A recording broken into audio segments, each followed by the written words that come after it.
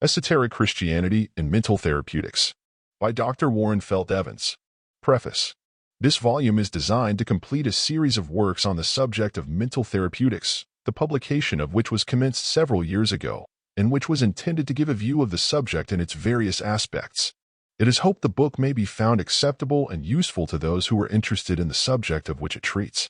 It contains a series of 12 lessons or lectures, which the author has given in a private way to a number of persons who were desirous of learning something of the philosophy and practice of the mental cure method of cure. In order that the information contained in the lectures might become more generally circulated and meet the demands for instruction that are made upon the author, they are committed to the press. There is given in the brief compass of the volume a plain presentation of the principles that underlie the practice of the mental system of healing, so that any person of ordinary intelligence who is moved by a desire to do good may make a trial of those directions.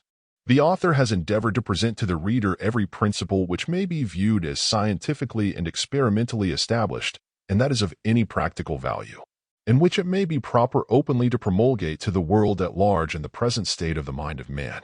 Much of the teaching contained in the book has long been occult, and has been withheld from the multitude. In the active inquiring state of the mind of man in the present age, the domains of what is called esoteric science have been invaded and well-nigh conquered. The system of mental science and mental cure practice taught in this volume is believed to be identical with the philosophy of the New Testament and with primitive Christianity, not meaning by that term the popular theology. The well of salvation, or system of healing truth, uncovered by Jesus, has not and cannot be drawn dry, but still springs up into and from everlasting life. The difficulty with the world has been the well is deep, and our modern materialistic science has nothing with which to draw up the living water from its obscure depths.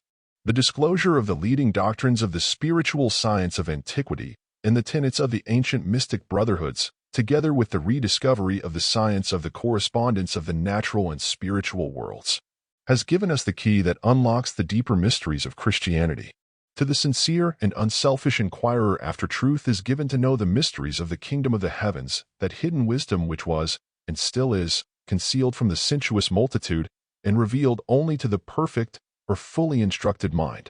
Christianity, like the profound spiritual philosophy of all the Oriental nations, is a revelation to the celestial degree of man's mind, and when that higher region of our triune nature is unevolved into consciousness and remains latent.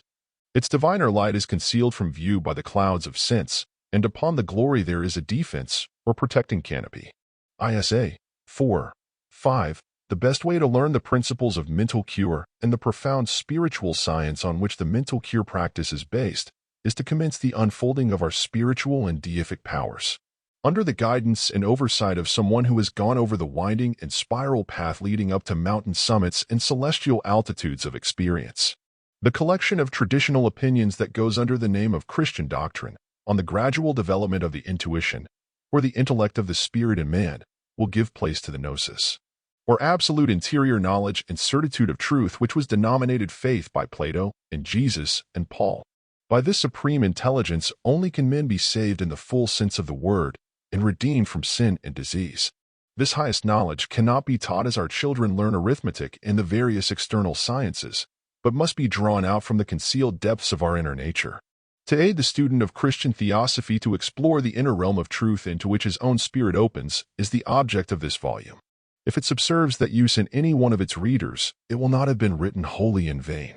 Like the preceding volume of the series, it has been written in the interest of self-healing and to aid the patient or sufferer from disease to climb up from that misbelief and error of the understanding, where disease alone can exist, to that higher range of thought and clearer atmosphere of truth where its existence is impossible.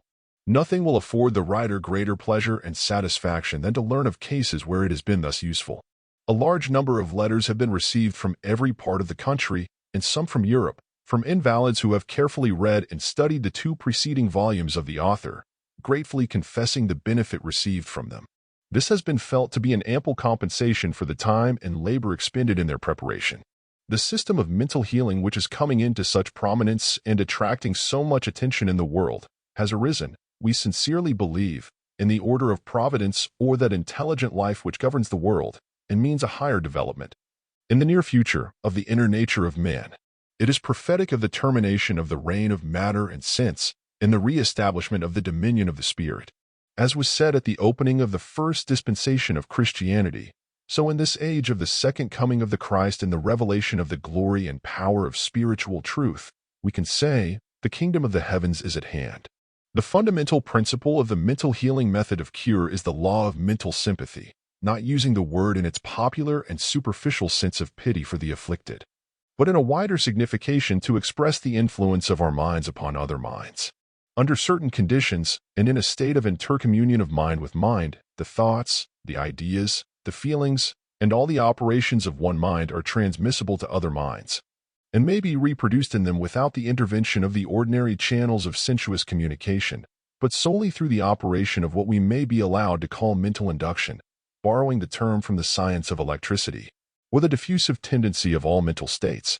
All communication of mind with mind takes place, in fact, in harmony with this law, even when it is effected through written signs or spoken words, for unless the two minds come into the same or like states of thought and feeling, they do not understand each other.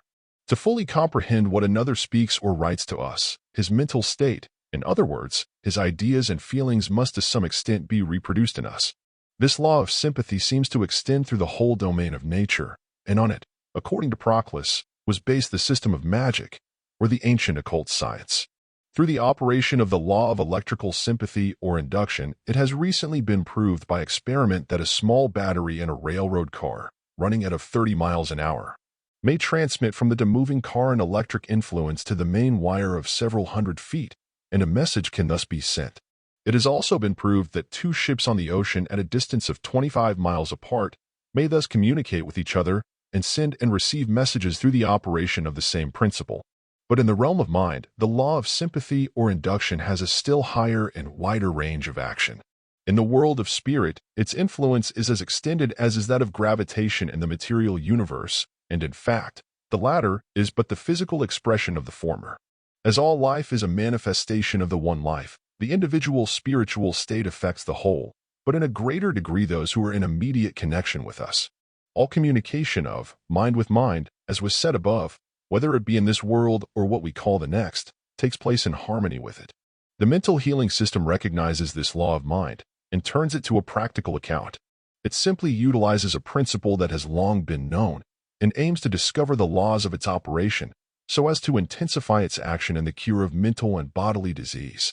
We have aimed, so far as possible, to divest it of all mystery and make it like Christianity and open wisdom for all humanity.